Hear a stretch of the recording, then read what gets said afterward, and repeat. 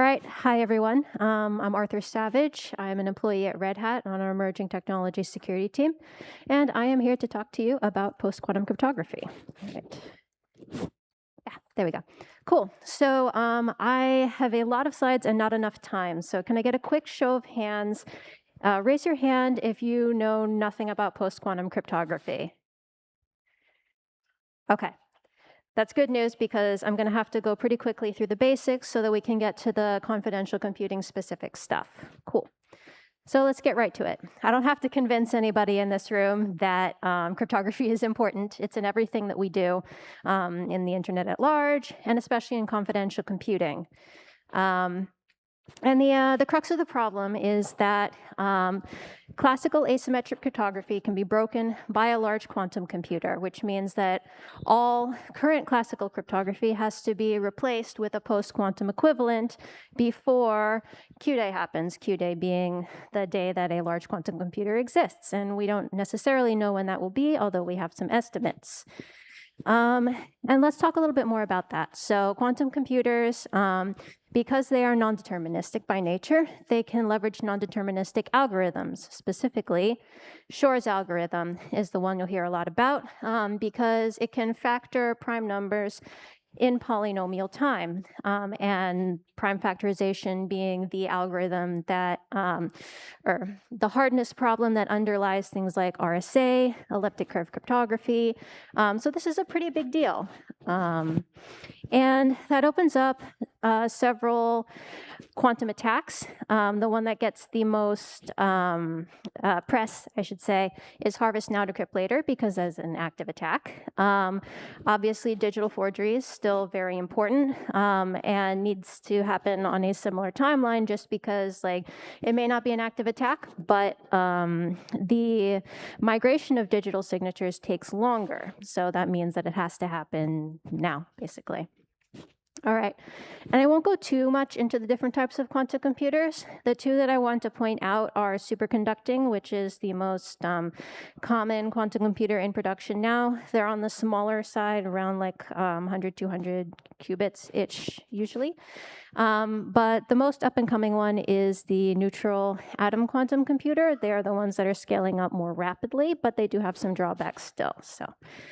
All right, so now we're getting into the what do we do about it. So here I've just listed the algorithms. On the left side, you will see a short list of vulnerable algorithms. It is not exhaustive, but you can see these are very common. And the secure algorithms. So lattice-based cryptography is most of what is intended to replace classical asymmetric cryptography. We'll talk a little bit more about that later. But there is some current cryptography that is thought to be secure against quantum computers, and that includes symmetric cryptography and block ciphers like AES. Cryptographic hashes also remain robust against quantum computers. It's very good news. And okay, so who is deciding which algorithms we use? So the NIST has run a competition to develop these new algorithms to standardize them as FIPS documents, and the two lattice-based algorithms, MLChem and MLDSA, are the primary ones that are being integrated. So that's FIPS 203, FIPS 204. You'll see them a lot in this presentation. There is also CNSA 2.0, which is the suite of algorithms that is allowed for United States national security software. It's a little bit more restrictive. And again, you'll see that this is a very US-based perspective. There are other algorithms competitions, other standards in other countries. I don't have nearly enough time to talk about them, so if you have any questions about your specific locations, you can talk to me after. I'd love to chat about it. Right, and like I mentioned, so MLChem and MLDSA are the ones that are being most widely deployed, with MLChem intending to replace key exchange, like asymmetric key exchange for networking purposes, and then MLDSA, which is the digital signature algorithm. And there are others there. Hash-based signatures are less widely deployed because they have some drawbacks, and there are more algorithms coming up in the future. Right, so CNSA 2.0 matters a lot for highly secure systems and also for open source. this alphabet soup can kind of be distilled into you need the highest strength of every algorithm that is allowed. And algorithms like SHA-3 are restricted in use, which means that these algorithms are not technically allowed for use in national security systems, and they are used frequently in confidential computing. They are not necessarily vulnerable. It's a little bit of a subtlety there, and we can talk a little bit more about that later. Right, so you get conspiracy Charlie here because this is how I felt putting together these timeline slides. Because there are some well-defined regulatory timelines, and then you will see that there is an industry acceleration that is kind of moving faster than that, and there's a reason for that. So let's get down to it. So the original CNSA 2.0 was released back in 2022, and it had an updated version released December 2024. So this timeline is from the updated version. And there's multiple milestones for it, but the kind of crux of it is all software to be quantum resistant by 2035. But when we look at industry timelines, you can see that that's happening a lot sooner, and companies aren't choosing to take on extra work for no reason. So yes, and this is also an extension of that. So this happened less than 2 days ago. So this is pretty new to me as well as to everybody. But there is also an additional acceleration of U.S. government federal PQC timelines. And this applies beyond national security software, but also to all federal systems and contractors. So it has pretty wide-reaching implications. And you will also see that the timeline 2030, 2031 is sooner than CNSA 2.0. So what we're seeing is that CNSA 2.0 it hasn't quite caught up yet to what we're are seeing from executive orders and from industry. And again, there are also international timelines. They tend to follow the US-based timelines plus or minus a few years, so we can discuss more specifics personally if you wish. Right, so this is my new Legally Distinct television show that I am previewing to all of you today so that we can get a bit more into the details of what is most important for confidential computing and what is true and what is not, what we see in the popular discussion. So no, we cannot just make RSA bigger. That is because quantum computers could factor classical crypto and polynomial time. So if you double the size of RSA, you are not getting an exponential increase in strength. And making RSA bigger, it doesn't solve your problem long term, and you can also use that effort to making PQC happen now. So making RSA bigger is not recommended. And this one I also hear a lot is Q-Day is always a decade away. That is no longer true. So some of the, So some of the specifics for what has caused this accelerating timeline are that there have been improvements in quantum error correction, that quantum computers have gotten a lot larger, and that Shor's algorithm has gotten more efficient in that there are new proposed implementations of it. Yes, and this is one of the proposed implementations. So the speed up comes from better quantum error correction, but also new instruction set, new circuit design. And this article, or this publication, I should say, is still preprint, but it's had a few months to circulate through the cryptographic community. To my knowledge, its findings have not been refuted. So it has some weight behind it. And as you can see on the bottom of the slide, it creates a speed up of about 3 orders of magnitude from what we had originally anticipated. First early estimates of how many qubits that you might need to break RSA were around 20 million. As you can see, that's about 20,000 plus or minus. So yeah, that's a pretty big deal. And the largest quantum computers have gotten larger. So you can see the Caltex is a little over 6,000 qubits. I know that sounds like a little scary on its face, but neutral atom quantum computers, while they are very large and can be in a stable superposition, are not yet capable of doing all of the operations that Shor's algorithm requires. So it's a step in the right direction for breaking crypto, but it's not like there is still much work to be done here. Right, and this slide also details, so for neutral atom quantum computers, there have also been improvements in the gate techniques to make the operations more stable. So again, it's like all of these different developments are kind of coalescing into being a bigger threat. Yeah, so this basically just means that the transition needs to happen sooner. Cool.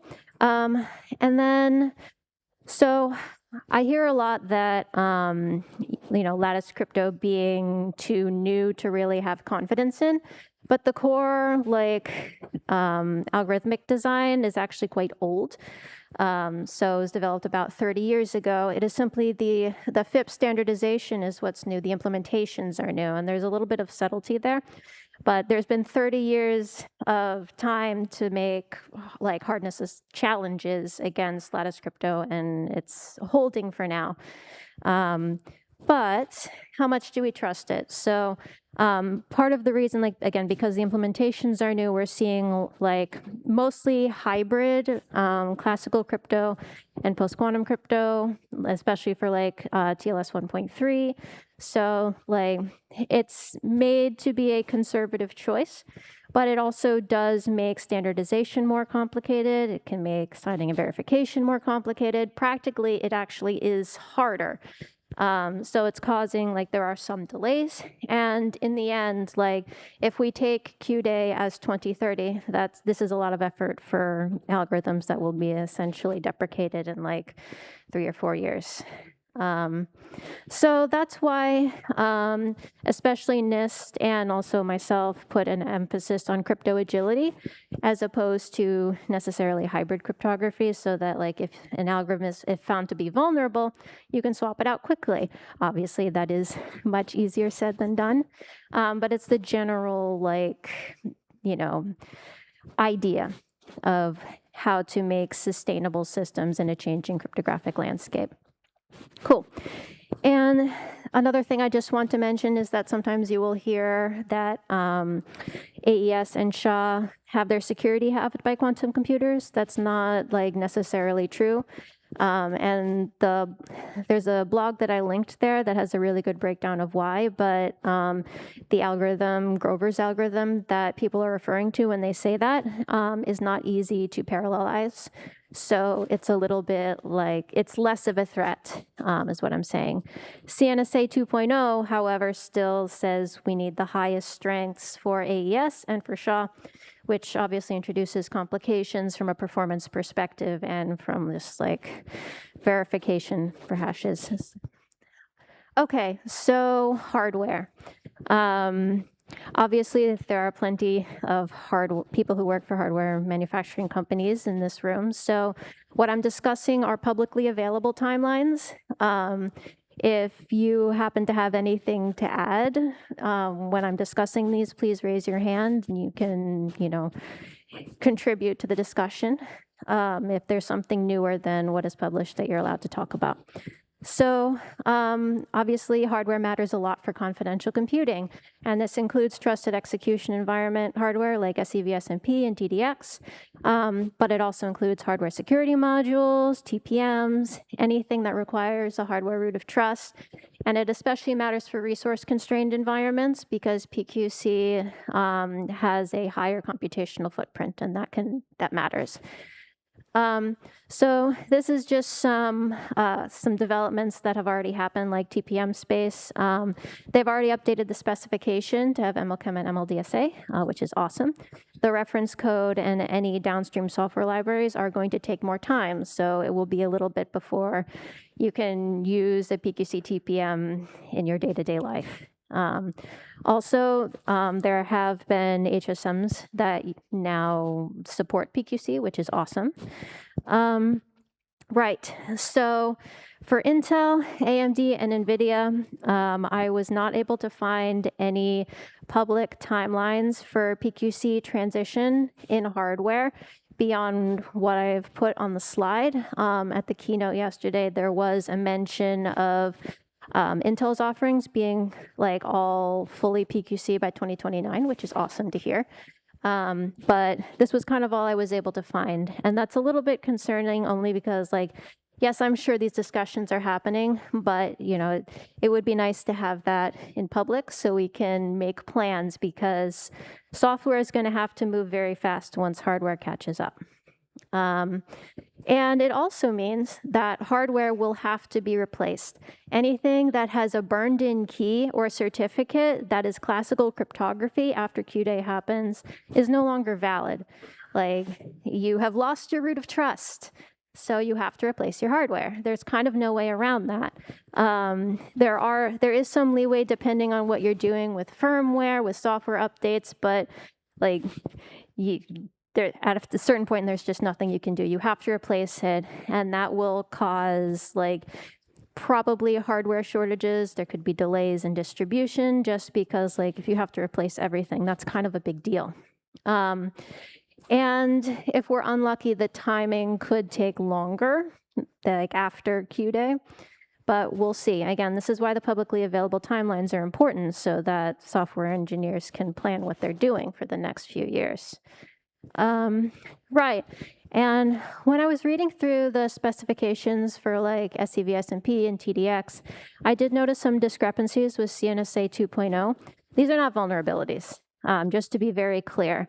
But, you know, I did see this and I did wonder, like, okay, how is this going to jive with CNSA 2.0? Because it specifies AES 256, which SCVSNP and Intel TDX use AES 128, and that is a better design choice in my opinion because it's faster, but it also is incongruous. So I would be curious to know like how that's going to go down. Also, so I saw TDX uses SHA-3 256, which so SHA-3 is allowed, but it needs to be bigger. You're not allowed to have 256 for anything, basically, with CNSA 2.0. So again, that's another discrepancy that I noticed that I thought people should be aware of. Cool. And then software. So software gets really complicated when you are doing a kind of cryptographic migration like this. There was a NIST quote that I found a while ago about how, like, migrating cryptographic infrastructure fully can take up to 30 years. So we're looking at like the long haul here. And this heat map is a good representation of how long or how patchwork things can be. You can see all of these different critical infrastructure projects are moving at different paces, and that includes standardization and implementation. It's just a lot of stuff. And I really do encourage you to look at the Post-Quantum Cryptography Coalition's summaries on this subject. They're very comprehensive, very helpful. Right. And so what we kind of see here, and this is, okay, so this was more infrastructure, this is more software. So what we see is NIST will like put out FIPS documents, and then software engineers will take the pseudocode within those documents and implement them in core language libraries and in cryptographic infrastructure. But all these different projects move at different paces. So for example, Rust, I believe, currently has MLChem and MLDSA crates, but they're relatively new. And I don't believe they're production ready yet. And then, for example, Golang cryptography, they implemented MLChem very early, like a year or two ago, which is awesome. But they have yet to implement MLDSA, which has created some delays in cloud computing projects for being able to get like signatures and certs up and running. And like, you know, that's not unique to any one specific languages. They're all moving at different paces. And then when you get to the actual like applications, confidential computing applications, all of these problems coalesce, and it makes upgrading them very difficult. So this is just a short list of some of the things that, for example, Trusty, it's used by a lot of us. But it needs, like, if it's going to support post-quantum cryptography, then the hardware needs to be upgraded. The IETF standards for JSON Web Tokens need to be finalized. The TLS transport needs to be updated, needs to be consistent with OCI standards. And then obviously there's the language-specific blockers that I already discussed. So these problems compound, and that's why it's so important to start early and to be communicative, like, as a community. And one more example. So I know that Keylime's support for trusted execution environments is relatively new. It's here because it's a project that Red Hat is involved in. And some additional blockers that exist include like the Linux IMA, TPM. Like I said, the specification is updated, but not the hardware or the reference code yet. And then there also continue to be discrepancies in hash sizes. And when you take into account that, like, you know, there's the agent, client, and verifier all need to be like updated too, it gets very complicated to make sure everything is synchronized, especially when some of the stuff is already in production. So it's a big effort. And this is kind of why I saved a little bit of extra time, because I want to like open the floor a bit. I would really love to hear more about like what your company or your team are working on. If you're working on anything PQC related, if you have any success stories or difficulties, I'd really love to hear from you. And if you have any questions for me too, I'll take questions. That is most of what I've got. So I open the floor to you.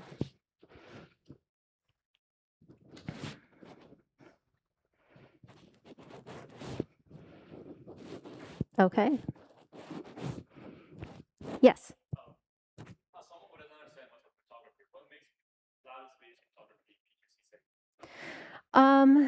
Yes. So I am potentially not the correct person to explain the precise math, and that would also be really hard to do here. But it relies, let's see, off the top of my head, it relies on the like algebraic lattices. Let's see. Yes. So it is the shortest shortest integer. No, I'll have to look at my notes.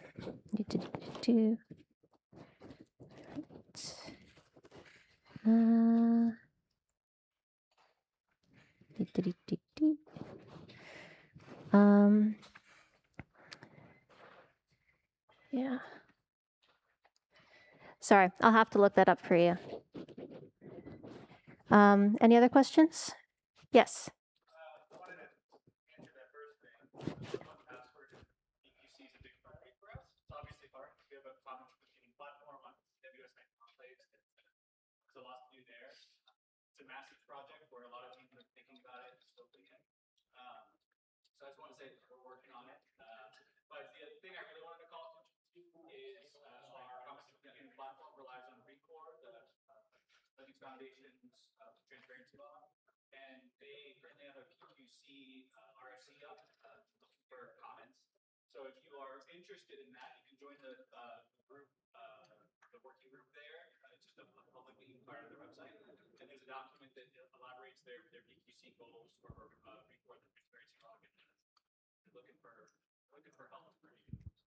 Yeah, so I've spent some time being involved with the SigStore project, which Recore is a component.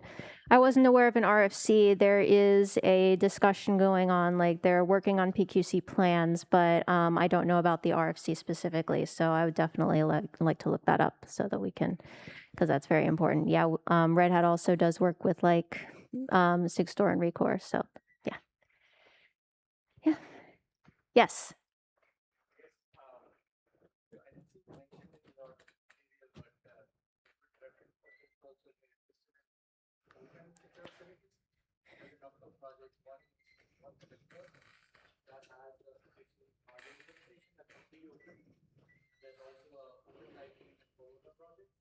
Yes. Yes. Yes, I am familiar with OpenTitan. I have read a little bit about it. I'm really happy that Open Hardware is working on it, and RISC-V too. Yes. Anybody else? Okay. Yes.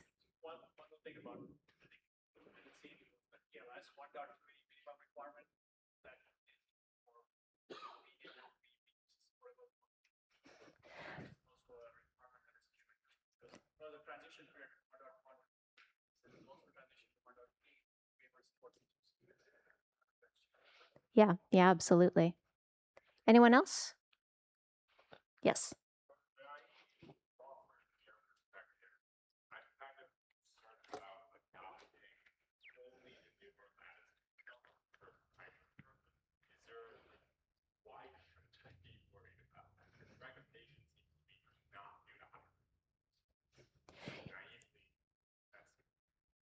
Yeah, no, I totally understand. Which is why like there's a distinction between like the underlying hardness assumption. So like the lattice crypto and then the actual implementation. So like the math is pretty well trusted, but then like when you think about what would make it insecure, so it would be like side channels or something, and that is an implementation side issue. So like there's a lot of trust in the math, but whether it can actually be used is a different question, which is why hybrid is so popular and being standardized. Yes. And like when it comes to, for example, CNSA 2.0 with the like mandating pure, that is for US national security systems. So it's like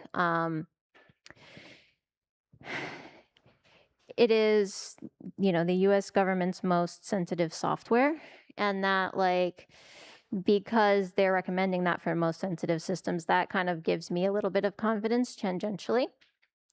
Yeah. Okay. Thank you very much, everybody.